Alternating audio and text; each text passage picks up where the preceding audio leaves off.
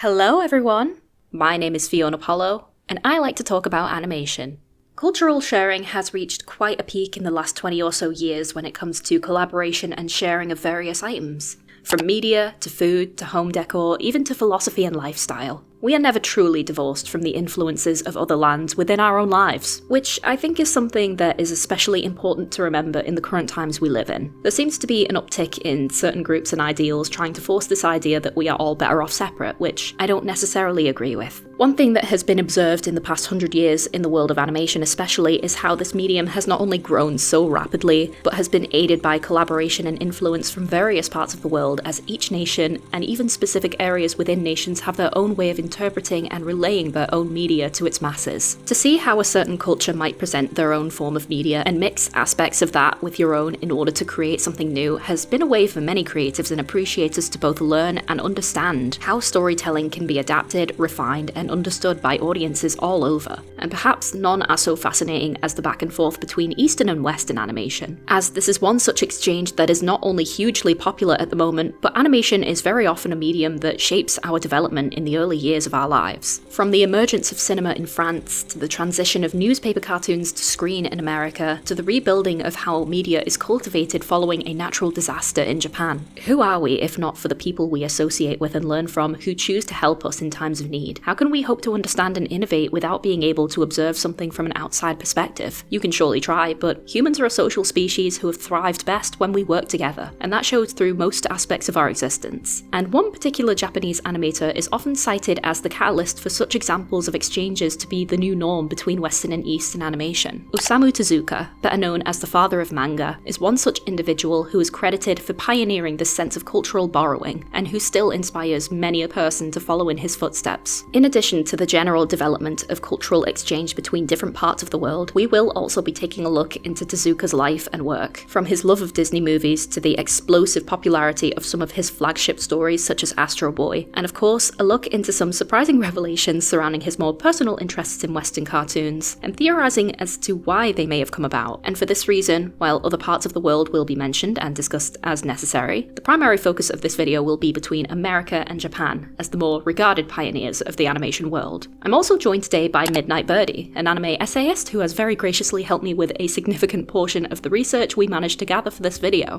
Birdie themselves is very well versed in researching all the wonderful aspects of anime and Western influence, and also has their own channel for you to check out, which I will link below. Birdie is also in the midst of creating a video all about the anime Oban, which I will encourage you all to check out once it drops. We hope you enjoy and find everything we talk about as fascinating as we did. And if you like the sound of the video so far, please consider hitting up the like button and subscribing to both myself and Birdie. We both have lots of other similar topics we like to discuss on our respective platforms, and if short videos are more your thing, you can also find Birdie on TikTok. I'm sure you're all bound to find something that you like. With that being said, there's no time like the present, so let's get started.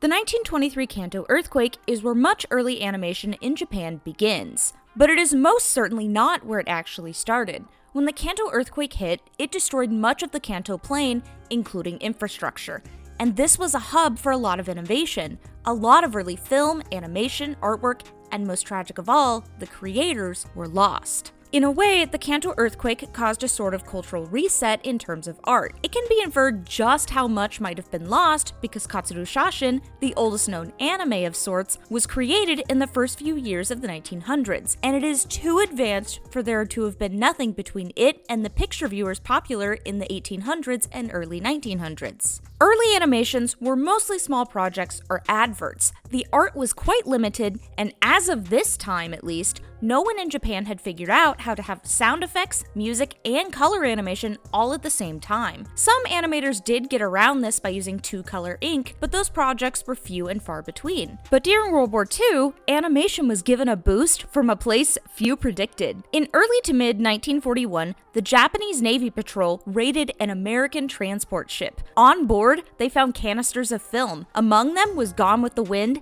and Disney's Fantasia. Seeing potential in what had been accomplished in America, a secret screening was held of the film by the Japanese government for a handful of people, including animators of the era.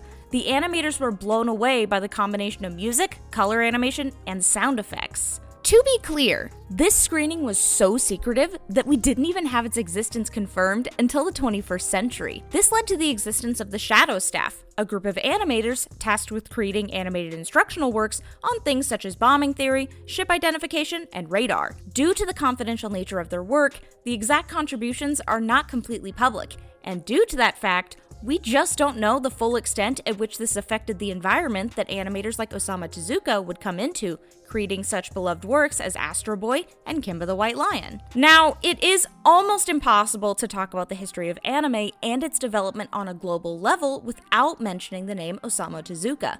Sometimes called the god of manga, his accomplishments and influence are literally so numbered that it is impossible to talk about all of them in this video alone. However, we are certainly going to try.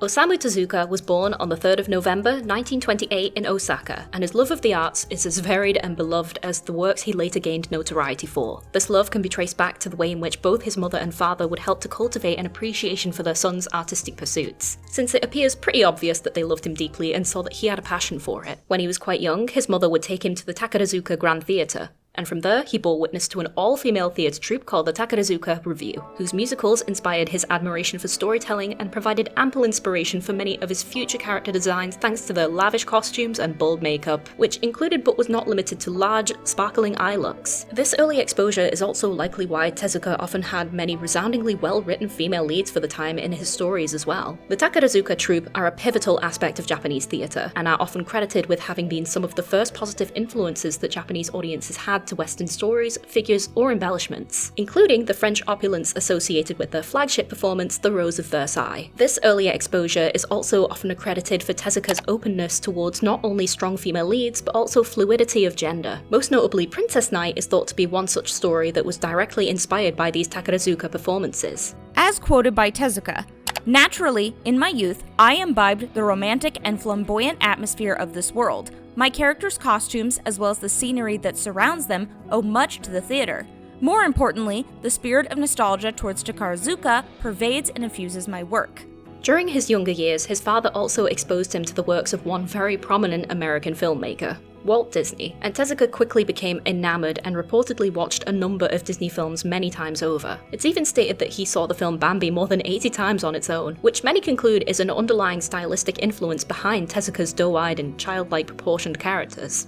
We could literally talk all day about the influence of early Disney films on Tezuka, but one thing that sticks out is how he recreated Bambi and Snow White in a comic-style format. He did this by repeatedly going to screenings of the films with a sketchpad and drawing it as he watched. They were sold on the streets of Japan in the 1950s without Disney's consent. However, later reproductions of his work were released as special edition collector's items, with 50% of the proceeds going to Disney. What was once inspiration became an official collaboration. And while not Tezuka related specifically, it's fun that it came full circle with Disney World's Epcot having a store in the Japan section that to this day sells anime merchandise. I feel that it's also important to point out here that while yes, Tezuka may have been inspired by Disney's stylistic choices, he still often credited his love of storytelling to many Eastern media of the time, including both the Takarazuka Revue and also the animated story of Princess Iron Fan. It's important to remember that aesthetic, stylistic, and narrative derisions can come from very different places, and many make the mistake of only attributing Tezuka's inspirations to Disney or Western influences alone, which just isn't true.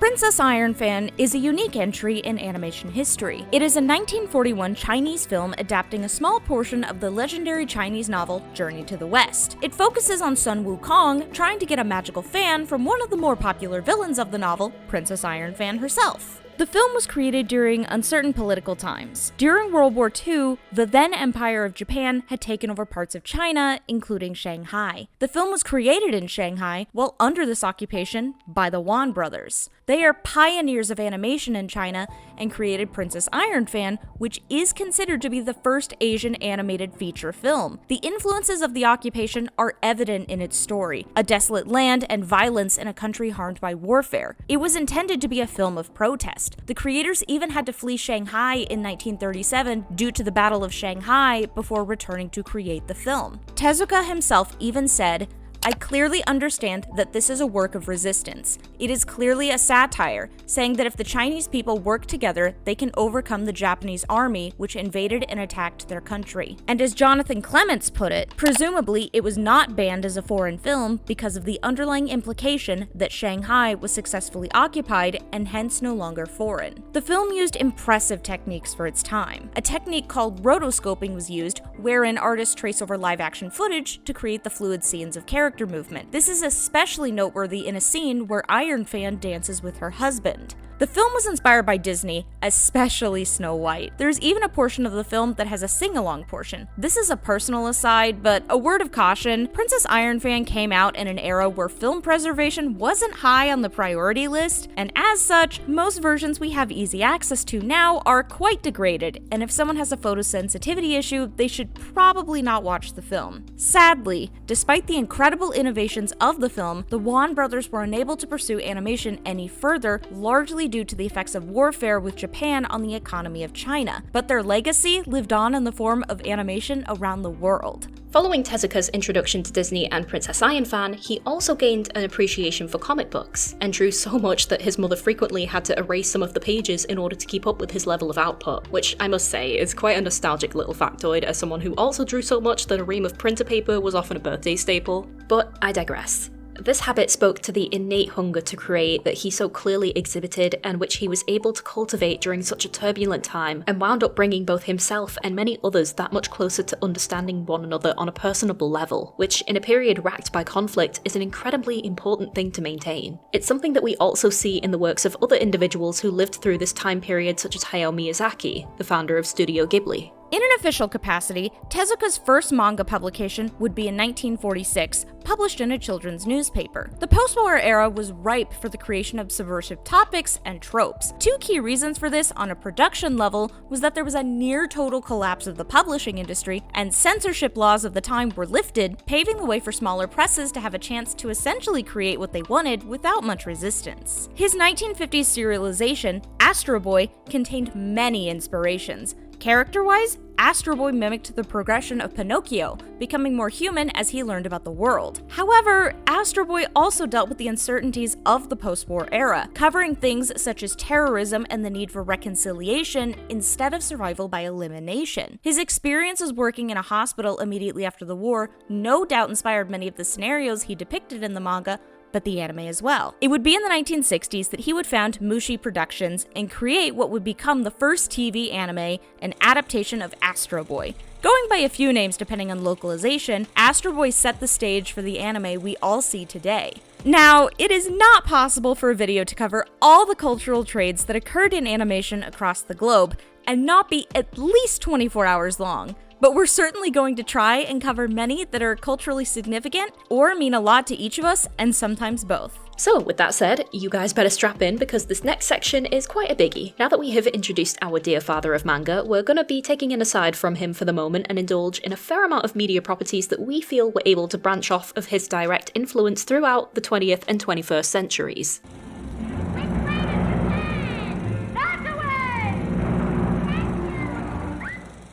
Now, while it is fascinating just how much of an influential figure Tezuka was in the world of anime and manga on his own, it's important for us to also understand some of the wider external factors that went into how his works came to be so important in the eyes of many both in the East and the West. Individuals very seldom rise to prominence purely based on their own merit, although the amount of hard work and also sheer luck of such a development cannot be understated. But people are often a product of their surroundings, and Tezuka's home nation of Japan had undergone some extremely drastic social, political, and cultural changes following the end of World War II, and even before, which allowed his specific flavour of storytelling to become as beloved as it is today. And to explain this, we're going to go back a short ways, firstly to the years between 1856 and 1912, where Japan entered an era of rapid westernization and modernization in order to compete on the global market, better known as the Meiji period. During this period, Japan exited from its former identity as an isolated feudal nation and became a much more established industrial power that wanted to establish itself as being on the same level as other such powerhouses in the West, including including Germany, the UK, and the US. As a result, Japan experienced a massive influx of what were coined as Western ideals at the time that completely overhauled its own trade systems, political relations, and other such factors that affected daily life, including fashion, the arts, home furnishing, and of course, entertainment. Before this time, Japan, particularly in its more rural communities, was still very attuned to its own myths and folklore that came about largely from farming or grassroots communities who saw it as being in their best interests to adhere to them. And so the perception around them was much stronger compared with the nation's capital, in which these myths, and therefore their influence, had a much weaker hold. So once global industrialization began knocking on the doors of not only the urban areas of Japan, but also in more rural areas as well, this is when a larger curiosity of Western myths and fairy tales from other cultures began to take place. I'm not going to lie to you and say that I don't see some very striking resemblances to what took place during the Industrial Revolution in England that unfortunately caused significant portions of regional folklore and traditions to fade away. This was especially true when we look at well-known fantasy stories and the like, which were now becoming available to the Japanese population within this period, of which I believe it's only fair to mention one such iconic story, which is still immensely prominent in Japanese society today. Alice in Wonderland, or Alice's Adventures in Wonderland, written by Lewis Carroll and being one of the very first works of nonsensical fiction, was first translated and published in Japan in 1908 under the name Arisu Monogatari by Shizu Nagayo, and of which there have since been upwards of around 425 different translations across all three of Carroll's books, due to the amount of wordplay and localized references involved in the original versions. And this enabled Japanese translators to get very creative with their own interpretations of the text. The sheer amount of variations essentially turned these series of translations into a collectible saga and added a layer of prestige to the story as time went on. Actually, I should also probably note here that prior to this version, it was actually Alice Through the Looking Glass that was first translated and published in 1899 by Hasegawa Tenkei, which was titled Kagami Senkai, or Mirror World, but this early introduction didn't quite catch on as quickly or strongly as the later iterations did. But coming back to 1908, Alice's Adventures in Wonderland was one of the first Western stories to be made widely available to the Japanese public, and this was particularly important as it was also the first of its kind to pioneer children's literature in Japan, which also happened to be considered a new import of the Meiji period that lined up with an increasing demand for children to be educated. Translating a work like Alice in Wonderland, however, came with a variety of challenges, including how to tackle the dilemma of accessibility when it came to children understanding the many references, puns, and parodies originally derived from Victorian England. Considering Japanese children had absolutely zero cultural reference for such a thing, this allowed translators to effectively use Alice's adventures as a bridge between cultures. References to Japanese folklore, including the yokai obake, or even small changes such as the main character's name being changed to Mi-chan or Ai-chan in later iterations, lent themselves to a more approachable familiarity with native readers while still retaining the core themes of the original story. This in turn sparked an intense curiosity within the young minds of Japanese children, and thus a sense of intrigue surrounding Western tales had now been spun, and this interest would only prove to persevere as these children grew to become receptive to other such tales that pertain to Western fantasy. And this is where it is believed that Tezuka's fascination with fairy tale media, of which Disney also made heavy use of within his own works, may have manifested. It's likely that Alice's tales may have been something that many Japanese children of the time received early exposure to, and it's not out of the realm of possibility that they had this interest in the story in common with their parental figures as well, as by the time Tezuka would have been born, the story would have already been available in Japan for about 20 years. This might have only been a subconscious association on Tezuka's part and even a presumptuous one on ours, but nevertheless, I do find it plausible as inspiration usually works in threes: an awareness in the background, which we will go ahead and presume is Alice, the generalized familiarity that we will attribute to the Takarazuka, and an acute fascination such as with Disney, particularly Bambi and other prominent cartoon characters of the time, such as Oswald the Rabbit, and even several Looney Tunes characters. One other early introduction to Western animation during Tezuka's formative years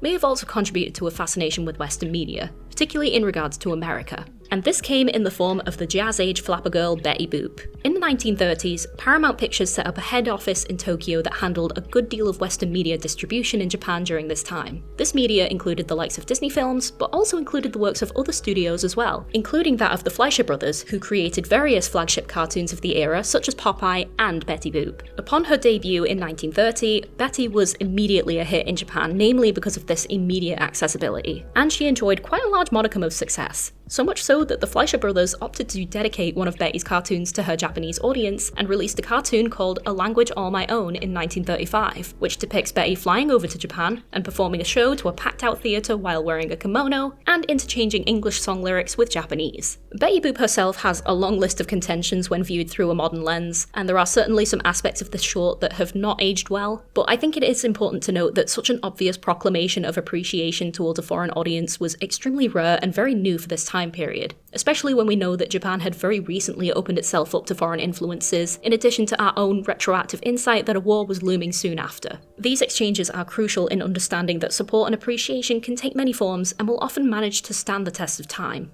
These Western influences can be easily seen in early anime. Tezuka's first story aimed at girls, Princess Knight, was published in 1953, with an anime adaptation airing on television in 1967. As mentioned earlier, Takarazuka Theater had a huge effect in his work, and it shows brightly in Princess Knight. But as does Western influence. The imagery of heaven, the design of the angels, the medieval fantasy world Sapphire lives in, are all very clearly inspired by Christian iconography and popular fairy tales. And while I have found no tangible proof that this was intentional, like, come on, Disney totally struck again. But Princess Knight is far from the only Western-inspired anime from the 60s and 70s. There was 1974's Heidi, Girl of the Alps, adapted directly from Joanna Spyri's 1880 novel. That very adaptation is partially what led to a certain Isao Takahata and Hayao Miyazaki deciding to found Studio Ghibli. So I actually had no idea about that, and I had Heidi on video when I was 6. I absolutely loved that film, and I had no idea that it led to the creation of Studio Ghibli. What a coincidence. There was also Star of the Seine in 1975, the lesser known of the two French Revolution-inspired 70s anime. The novel, Anne of Green Gables, also holds a unique place in anime history, having 4 main adaptations and some TV specials, with the first airing in 1979 and the most recent one being this year. So, in the 60s, TV anime was doing really well. Things like Astro Boy, Kimba the White Lion, and Wolf Boy Ken are the shows children were turning into after school and on weekends. Toys were selling, and then in 1966, the magical girl showed up, waving her wand and helping her friends. But of course, things don't happen in a vacuum like that. Bewitched is a 1964 American sitcom about a witch named Samantha who marries a human. Her family disapproves of her marriage, so they use magic to try and break her and her husband, Darren, up. The episodes follow magical hijinks as she tries to hide the world of magic from all the other humans besides her husband and fix the chaos caused by her family. Fans of older magical girl shows may recognize the magical hijinks and problem solving rather than fighting evil by moonlight. Before the 1990s, a large portion of magical girl shows had a focus on problem solving and using magic to help others without combat. Not all, of course. Things like Cutie Honey certainly existed before Sailor Moon reincarnated on Earth. But the thing is, Bewitched did air on television in Japan with a Japanese dub. A man named Mitsuteru Yokoyama was a fan of the franchise and was inspired by it to create a magical girl manga. Its adaptation holds the title for both the first shoujo to air on television and the first magical girl anime. I am, of course, talking about Sally the Witch. A random fun fact about the anime adaptation is that it switched to color at the start of episode 18, so she really carries a lot of firsts on her back. Mostly unknown by those in the English-speaking world, the impact of her existence on anime can clearly be seen to this day. Magical girl as a genre has had many iterations over the years, with everything from the early exploration of female sexuality, such as Magical Mego-chan in the 1970s, to cultural icons that transcended their country of origin to become a worldwide phenomenon like Sailor Moon. Sailor Moon in of itself really became such a cultural phenomenon that ended up kickstarting a tidal wave of interest in Eastern media in the West. If you grew up in the 90s, you'll probably be familiar with the girl power movement, which moved away from the more civil rights-oriented stance of the 70s and 80s, and more towards a sort of marketable bubblegum pop period. The truth of the matter is that these kinds of movements always flip-flop every 20 or so years. Young girls portrayed in the media in the 80s wanted to be able to work and live independently and be taken seriously and not fall into the trope of only aspiring to get a man, whereas in the 90s, after having that aspiration be the standard set by the parents or the previous generation, they by contrast wanted to have fun and feel fabulous and feminine and kissed as many people as they wanted. And hey, there's nothing wrong with either of those stances. Sailor Moon ended up coming onto Western screens at just this precise moment, and the collective impact of pretty girls in cute outfits being the heroes and beating up evil forces felt really at home within this time, alongside other similarly themed properties such as Buffy the Vampire Slayer. It would also be remiss not to highlight some of the queer themes that occur within these properties as well. While queerness has been a point of contention for most of Western history, in the East, while not wholly accepted as such, considering many Asian populations still view openly queer lifestyles as another Western import, queer couples are at least a touch more accepted, in certain ways. In the 90s though, during what is considered a high point of sexual liberation, particularly towards girls, the unfortunate truth about queer romance is that it was still often filtered through the preferences of male viewers. As such, romance between girls was more permitted in adult-oriented properties like Buffy, but still faced a heavy label of not suitable for kids in Western animation, leading to the infamous decision within the Sailor Moon 90s dub to make the lesbian characters Haruka and Michiru cousins. How is cousins better than lesbians? But you know what, the fact that they didn't just outright ban the series or any episodes including them at that time was miracle enough, and it did get corrected in later dubs, so we'll let it drop. But it wasn't just in socio-political relevance that Sailor Moon hit a high note outside of its home nation in Japan. Naoko Takeuchi, the creator of Sailor Moon, also had a huge fascination with Western designer brands like Alexander McQueen, Gucci, and Christian Dior, and implemented these design inspirations directly onto several of the characters. Princess Serenity's iconic dress is in fact inspired by Dior's 1992 Spring-Summer Haute Couture collection. The dress in question is known as the Palladium dress, and was designed to resemble the Palladium pillars we see in a lot of ancient Greek and Roman architecture. And then, we also have revolutionary girl Utena, which takes things a step further. Utena is largely praised for being incredibly ahead of its time when it came to the complexity and nuance involved in the themes that it covered, including but not limited to trauma, abuse, and the queer identity. Revolutionary Girl Utena had a huge impact on the creator of Steven Universe, Rebecca Sugar. Sugar actually borrowed the DVDs of the series from a friend named Connie and was transfixed by the story they saw. The themes of gender and many visual nods are present throughout the show, especially in some of the fight scenes with Pearl. Inspired by Utena, it made history as the first children's show to depict a same-sex wedding, something Sugar had to fight the network to keep in the show. Gender in particular is something that the series plays with a lot, most obviously with its protagonist Utena, a female sword fighter who chooses to become a prince as a means of winning the hand of a princess. Utena, as a result, bears a striking resemblance to Tezuka's Sapphire in Princess Knight, who also shares similar traits, having also been a character crafted to adopt both masculine and feminine aspects. What is also something people often praise Utena for that can be quite the controversial topic with Japanese media, especially today, is the discussion of beauty standards. Anyone who knows even a little bit about East Asian culture in general will be able to tell you that beauty standards often lean towards being thin, pale, and demure. Any kind of deviation from these standards, even in modern times, is considered to be derived from Western influence. So to have the princess character of the story in Utena, one Princess Anthy Himamiya, be South Asian, as speculated by many considering she is darker skinned and sports a bindi mark, is in itself quite revolutionary and may well have contributed to its global appeal outside of Japan. This global reach can also be felt very strongly in one such example of American animated media within the 2010s that helped to make a gigantic cultural shift in the way this medium could be used to inspire social and political awareness and acceptance of queerness. I'm of course talking about Steven Universe. Steven Universe is honestly such an incredible mishmash of Eastern and Western inspirations, of which Sailor Moon and Utena are the most obvious. The show's creator, Rebecca Sugar, has discussed at length in many interviews, videos, and even on her own TikTok account the various ways that Gem Society in the show, and by extension the core cast, have a very unique relationship with gender, with almost all Gem characters bar the protagonist Steven going by she/her pronouns. The show, while still being a fun, action-packed, episodic adventure of Steven and his Gem mentors, managed to pave the way for future LGBT representation in media and was able to break several barriers on screen, including the first ever animated queer marriage. The show also didn't shy away from discussions of heavy, often traumatic topics such as trauma, self-worth, and the lasting impact of war on both the world and the people. Many of such topics were undoubtedly inspired by anime influences like Utena, and potentially the anti-war sentiments of various Studio Ghibli films, which also had a considerable reach in the West since the early 2000s. What really intrigues me personally when it comes to these hallmarks of feminine adjacent media and the people who help drive them forward, whether male, female, or in between, is not only their ability to strike a chord with women and girls across various cultures, but also the admittedly irritating talking point that any instance of discussion relative to topics about gender or women's agency often gets chalked up to external influences, especially when it starts to bleed into the topic of cultural preservation. Identities and ideals of all forms exist within every single single culture that you can think of. And to attempt to box them in and present them as a specific regional export is extremely short-sighted and also quite disrespectful to the people who believe in them within those cultures you are speaking on behalf of, especially considering in many parts of the world these aspects of the human condition are actively suppressed in favour of preserving an often oppressive status quo. And that is something that Rebecca Sugar fixates on within Steven Universe towards the later seasons when we gain more insight into wider gem society. It explains why Pink Diamond saw the Earth as a place of freedom and wonder, why Ruby and Sapphire coming together in the form of Garnet is viewed as normal throughout the show on Earth, but is seen as an abomination back on Homeworld. I could honestly go on for ages and ages about the show, but in the interest of not derailing too much, we'll stop there.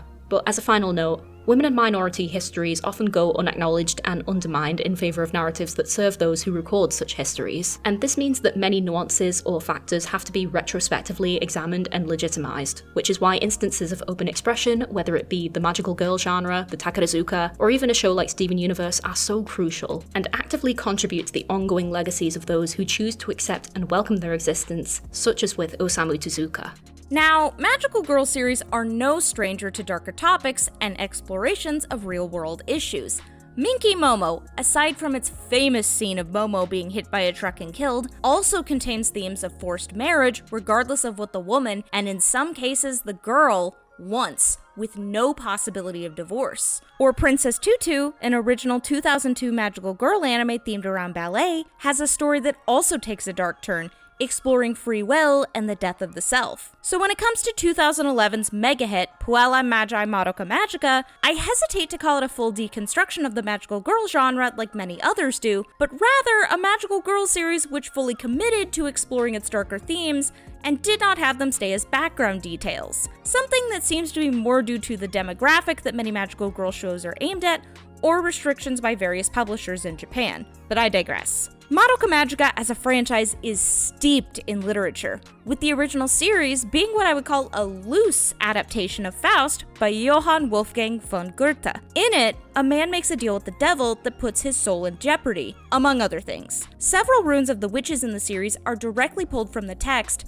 and there's even graffiti in an episode with lines from it. The main series is intentionally global in the implied scope of its world, despite the story centering on one fictional city in Japan. The final episode showcases magical girls across time and culture, including Joan of Arc, Cleopatra, and even a princess from Arunachal Pradesh. Subsequent spin-offs have done similar things. Its direct sequel, Rebellion, is once again loosely inspired by Paradise Lost and The Nutcracker. It ramps up the religious inspirations with direct imagery between its leads and contains more imagery of fairy tales and myths than we literally have time to analyze in this video. Even the spin-off series, Magia Record, takes inspiration from many of Kenji Miyazawa's children's novels, with Night on the Galactic Railroad being the primary one, a novel with countless references across anime and gaming, from Galaxy Express 39 to Honkai Star Rail. Madoka's release spawned quite a few studios to produce shows adapting stories from the dark magical girl sphere. While I have a huge love for the show personally,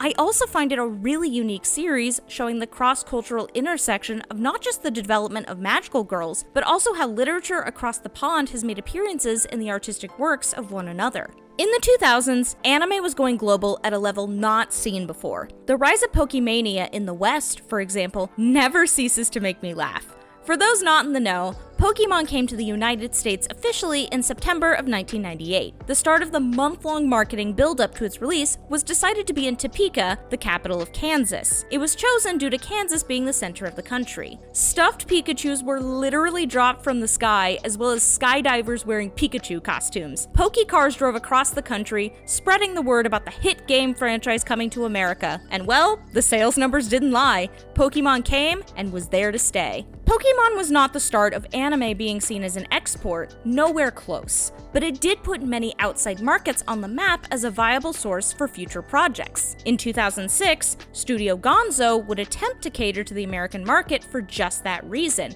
with their horror series, Red Garden, a horror series based specifically in the United States. The chief executive officer of Gonzo at the time, Shin Ishikawa, wanted to look towards the future of anime distribution. He saw potential in broadband streaming and wanted to intentionally create a more global story, and even remarked that if companies didn't embrace the changing market, they would fail. In hindsight, this is a bit ironic now, but at the time, he was one of the first voices to bring up this concern. Studio Gonzo had also been one of the first to adopt digital animation with works like Blue Submarine No. 6. But to make the show, the staff traveled to New York City to research the city and accurately get the vibe of the city right for the show. In Japan, New York City was also considered a dangerous place, so the animators worked hard to juxtapose the upbeat and colorful scenes of a normal school with the horrors of fighting monsters at night. And while this may just be correlation, Halloween on October 31st was not celebrated in Japan, not originally.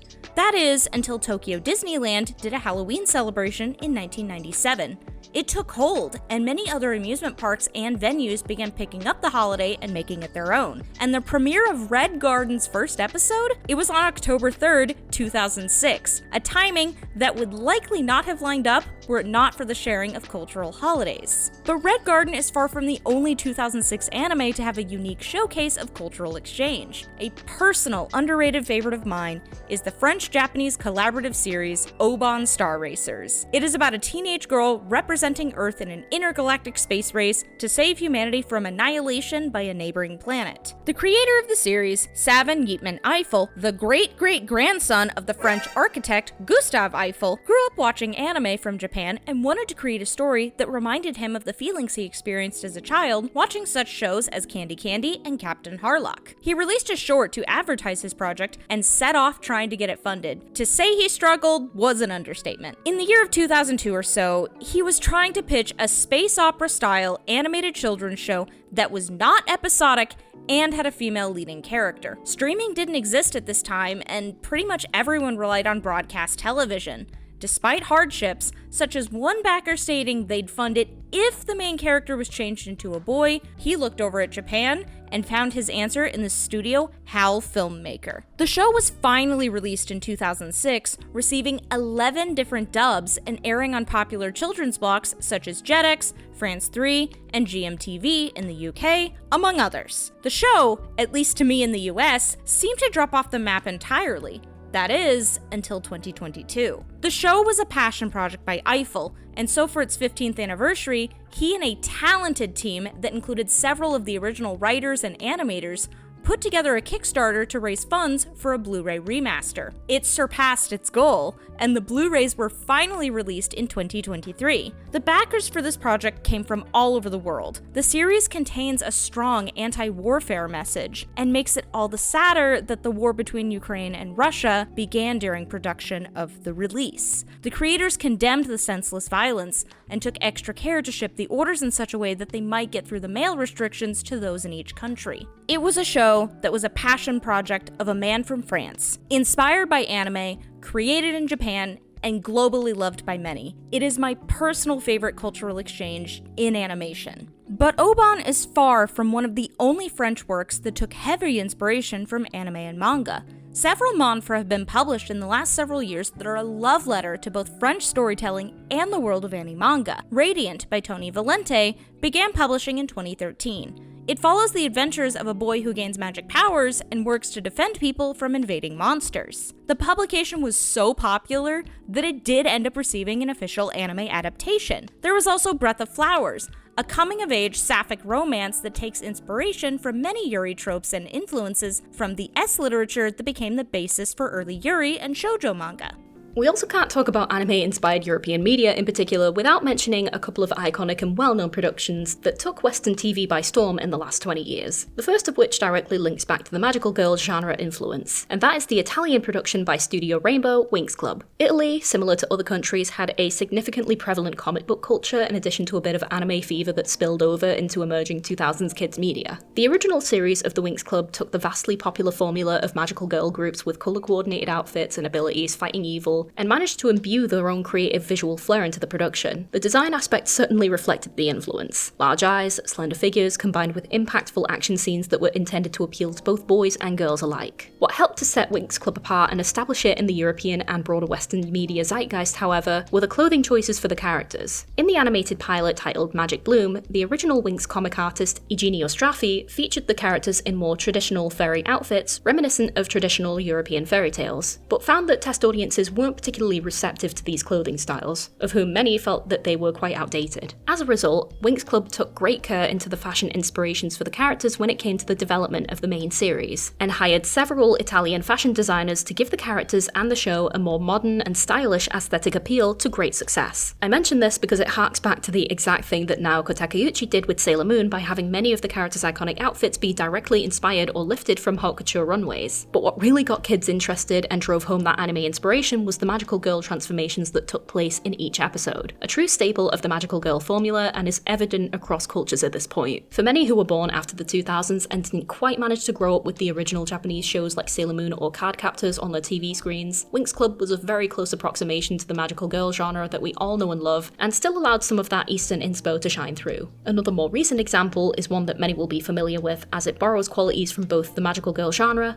as well as the Western comic book hero formula in somewhat equal measure. Miraculous Ladybug is a French animated series created by Thomas Hastruc. Miraculous is a bit of a unique entry here, as it actually borrows from a few different places. In terms of anime influence, it has the transformation sequences, a compelling female lead in Marinette, and it also happens to incorporate the original problem-solving aspect of the genre that we haven't seen as much of since the 60s and 70s, as more modern magical girls transitioned into the strong independent woman archetype who would often fight their way through most issues. Miraculous combines these qualities with an interwoven narrative surrounding multiple superhero characters, all with their own distinct goals and personalities, but also goes a step further by also borrowing certain cultural aspects from China, such as with the miraculous jewelry all connected to different animals within the Chinese zodiac, as well as Master Fu acting as a sort of mentor in the mystical ways of the Kwami. Is it kind of stereotypical? Yes, absolutely. I'm not going to say too much on how much of a jumble this show is on its own, we're not judging on quality here, but there's no denying that it is in fact a pretty fitting example of the sense of cultural blending that we've been looking at throughout our discussion. The 2010s is when anime accessibility became much more widespread, at least in the United States, and we were now seeing the first large generation of adults who had grown up with anime now creating works inspired by it. During this, a now defunct company called Rooster Teeth was developing a series that would become a franchise absolutely steeped in cultural sharing. Called RWBY, its first episode aired at RTX, a now defunct series of conventions once hosted by Rooster Teeth. It debuted online a few days later. It follows 4 girls attending an elite academy to become huntresses, or people who fight monsters called Grimm. The show is dripping with influences from anime and internet culture, with shows like Naruto, Dead Man Wonderland, and Soul Eater having a huge impact. Part of what made the show so impressive was that its original team was very small. RWBY was created as an internet web series with production values that definitely matched it. It was the initial brainchild of a man named Monty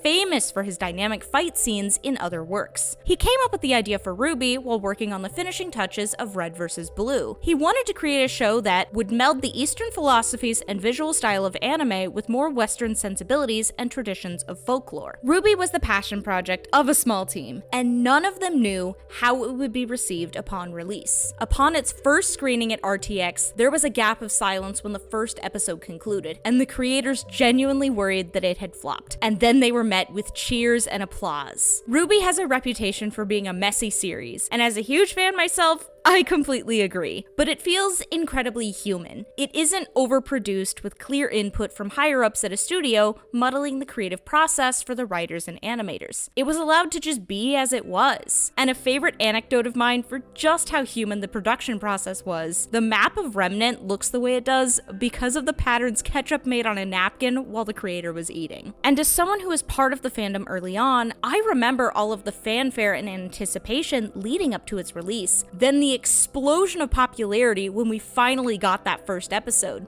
But personal experiences don't always reflect the broader reality. Carrie Shawcross, a producer, director, and writer for the show, explained in an interview in the bonus features of the series that the show was not as financially successful as many initially thought, and it was fans from Japan that helped carry the financial success of the show. So it was natural that in 2015, RWBY received an official Japanese dub. Even crazier was that RWBY did get an official official manga release in Japan first, and the English translated version coming about a year later. But tragically, just as the series was really coming into its own in the broader sphere of media, the lead animator, Monty died of anaphylaxis that same year at the age of only 33. His death sent a ripple effect throughout the animation community, and the team making RWBY vowed to finish it in his honor. Later, RWBY would end up getting an anime adaptation, reboot, reimagining called RWBY Ice Queendom in 2022. And despite COVID affecting its production heavily, it was looking up for the future of the franchise. However, the show took another heavy blow and ended up in licensing hell. Rooster Teeth was purchased by Warner Bros. Discovery, a company that would soon go on to cut, cancel, and remove many projects from its platform, and RWBY was one of its victims. Being owned by Rooster Teeth still, Warner Bros. Discovery shut down the company, and RWBY was thrown into flux. But in 2024, the show was rescued by the Japanese-American company called Viz. Currently, the show is being re-released on Blu-ray, and the most recent issue of Otaku USA proudly had an advert for the new release on the inside front cover. It's a franchise held up by fans across the world from one another, and it is the fandom that just won't die, and I'm so proud to call myself part of it. Art takes many unique twists and turns,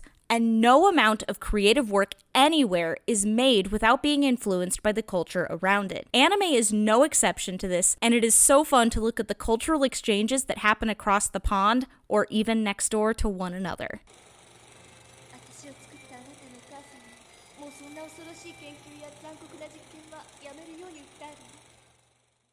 Tezuka, as described by myself and Birdie, was an endlessly interesting person who crafted many well-loved stories that encapsulated the emerging collaborations and influences between Western and Eastern cultures. This led him to become a pioneer of an animation movement in both his home country and become a vested point of interest in areas thought to be beyond his reach in his younger years. We could only aspire to have a reach like this, and so many other media legends. He also contributed to the substantial cultural exchange that took place within animated media throughout the 20th century, from his willingness to divulge in a character that reflected both masculine and feminine traits, as with Princess Knight, to Astro Boy being a vessel in which to relate to and empathize with its post-war audience. But sadly, all good things come to an end, and Tezuka sadly passed away at the age of 60 after battling stomach cancer in 1989. That said, his legacy is still very much alive and well with millions of fans across the world, and his spirit also lives on in his family, including his daughter Rumiko Tezuka. Speaking of Rumiko, as his daughter, she naturally came into possession of many of his former belongings, including a desk of his which contained a locked drawer. This desk being the very same one that he worked at tirelessly for so many years on his countless creations, some of which you may know, and some not so much, either due to general obscurity or lack of commercial success. Well, as it so happens, in 2014, Rumiko was finally able to open the locked drawer, and to quote Wikipedia regarding what was found inside, in it she found a half-eaten piece of chocolate, a handwritten essay about Katsushiro Otome in regard to his good work on Akira, sketches from his various projects, and a large number of erotic sketches of anthropomorphic animals.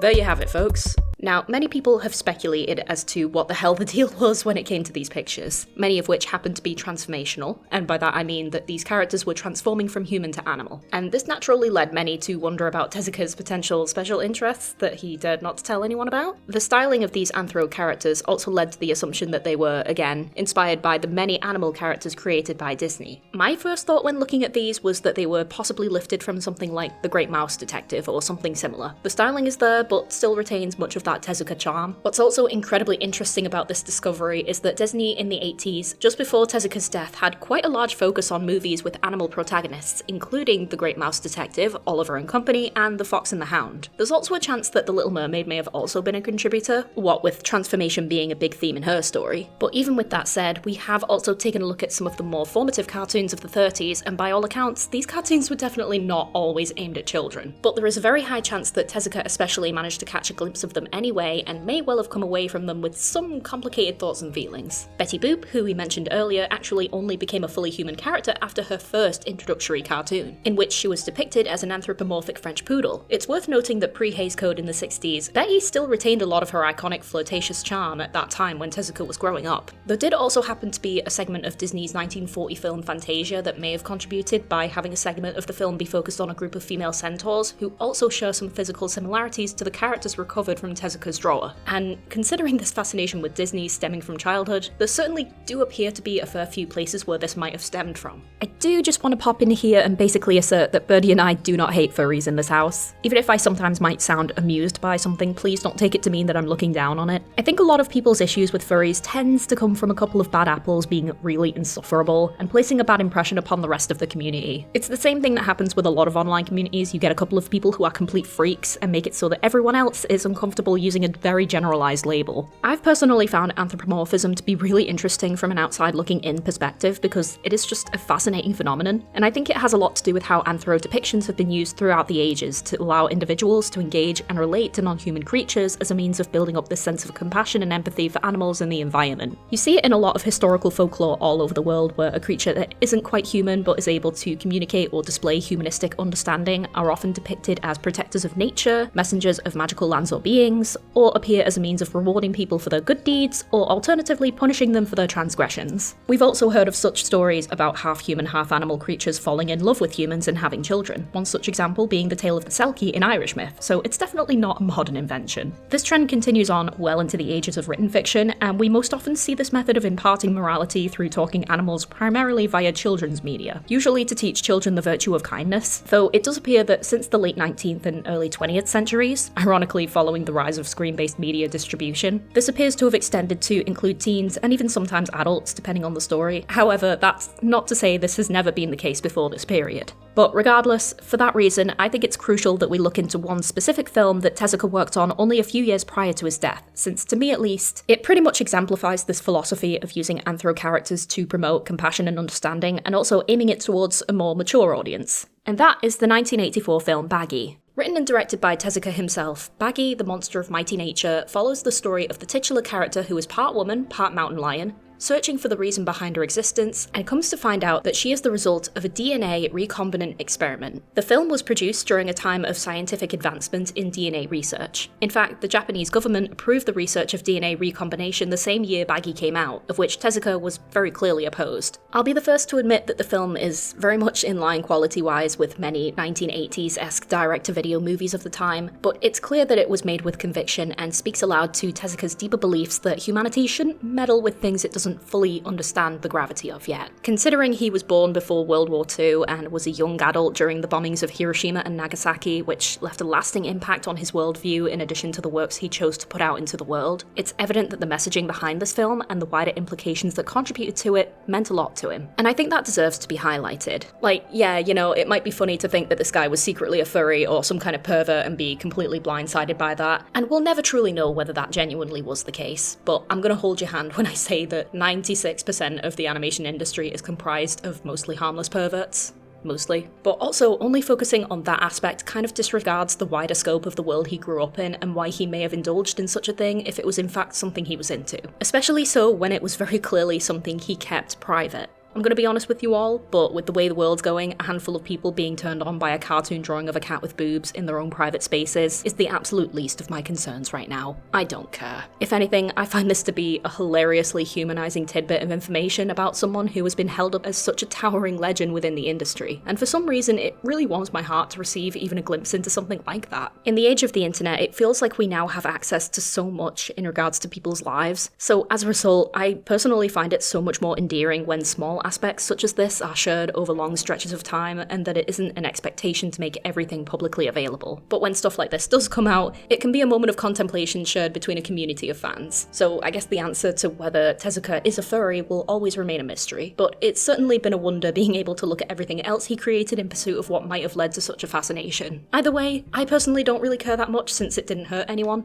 but what do you guys think? If you stuck it out until the end of this video, I just want to say thank you very, very much for listening, and again, I hope you found this topic as interesting as Birdie and I did when we were doing our research and having calls about it. I definitely learned a lot and had so much fun looking into this, even if it did take quite a bit longer to get here than either of us expected. What do you all think of Osamu Tezuka? What do you think of the cultural exchange we discussed, or about any of the anime or cartoons we mentioned? Can you think of any other good examples that weren't touched upon? This really is such a broad topic that it would have been impossible for us to include every single single instance of media collaboration or influence, but I'm glad we could at least capture quite a few instances in regards to a truly memorable creative mind. Thank you again to Midnight Birdie for all of your help and for offering some incredible insights. Again, Birdie will be putting out a video about the anime Oban Star Races quite soon, hopefully, so please consider checking it out when it becomes available. And don't forget to subscribe to both of us and hit the like button if you enjoyed today's topic. I genuinely don't know what's going on with YouTube right now. There seem to have been quite a few algorithmic and moderation changes, so any support is greatly appreciated. As always, I am forever grateful to my wonderful Patreon supporters. Thank you to my tip jar supporter, Pedanticat. Thank you to my YouTube peeps, Manuel Lagzon Gonzalez, Lauren R, Mystic Mind, Ash Valentine, Ed Boy, Steph Goods Doodles, Lonim the Hair, I am Nail Smith 42,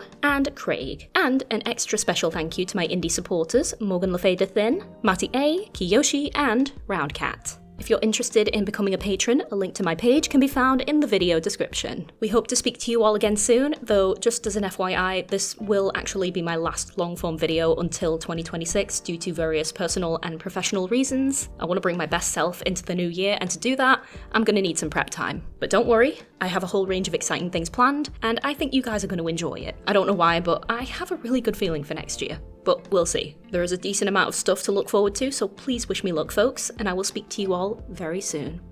Bye!